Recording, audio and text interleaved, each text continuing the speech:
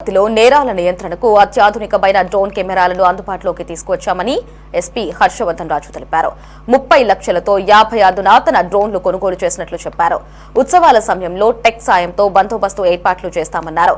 డ్రోన్లతో నేరాలను నియంత్రణ చేస్తామని ఎస్పీ హర్షవర్ధన్ రాజు వివరించారు.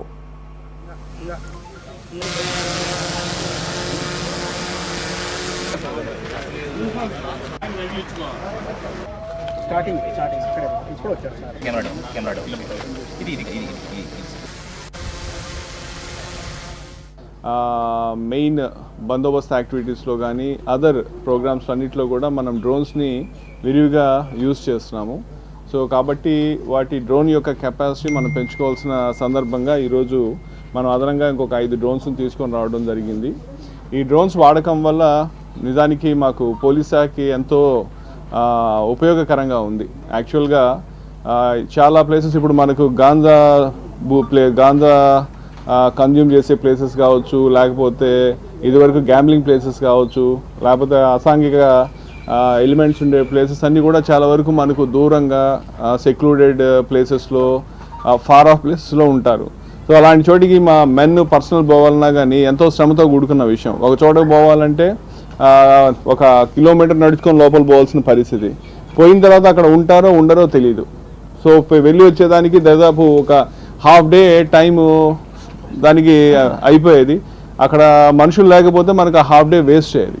ఇప్పుడు ఈ డ్రోన్స్ ఉండటం వల్ల జస్ట్ ఒక 5 మినిట్స్లో వెళ్ళి మనము సర్వేలెన్స్ ఒకసారి చూసుకుంటే మనుషులు ఉంటే ఇమీడియట్గా వెళ్ళి మనం ఆపరేట్ చేయొచ్చు, లేకపోతే we can go to next place. దాంతో మాకు చాలా వ్యవధి సేవ్ అవుతుంది, మా మెన్ యొక్క చాలా ఎనర్జీ సేవ్ అవుతూ ఉంది. దానివల్ల ఇంకొంచెం మనం ప్రొడక్టివ్గా ఇంకొంచెం బెటర్గా వర్క్ చేసేటటువంటి పరిస్థితి ఉంది. సో ఆ విధంగా మనకింత ఉపయోగకరంగా ఉంది. ఈవెన్ లా అండ్ ఆర్డర్ యాక్టివిటీస్లో కూడా ప్రతి బందోబస్తులో మనం యూజ్ చేస్తున్నాం. పబ్లిక్ యొక్క మూమెంట్, వెహికల్ యొక్క మూమెంట్. సో దాంతో మనకి ఎక్కడా కూడా ఎవరికి కూడా పబ్లిక్కి కూడా చేయడం వల్ల ఎక్కడైనా కొంత ట్రాఫిక్ కంజెషన్ ఉంది అని తెలిసిన వెంటనే ఇమీడియట్గా అక్కడ మాట్లాడి ఆ ట్రాఫిక్ని క్లియర్ చేయడం, మ్యాక్సిమం పబ్లిక్కి కూడా ఇన్కన్వీనియన్స్ లేకుండా ఉండే విధంగా పోలీసు కూడా మరింత సమర్థవంతంగా విధులు నిర్వహించే విధంగా చాలా దోహదపడుతున్నాయి.